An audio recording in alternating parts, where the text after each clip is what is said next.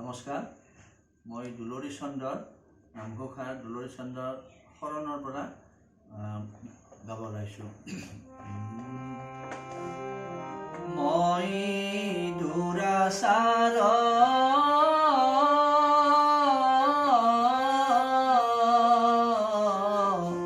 কেৱলে তোমাৰ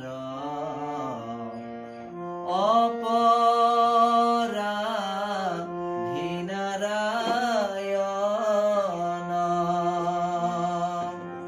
ক্ষমিও কহৰি লয়ো দাস কৰি পখিলো হেৰা শৰণ। হে কৃষ্ণ স্বামী তজু পায়ামি কেৱল শৰণ চাও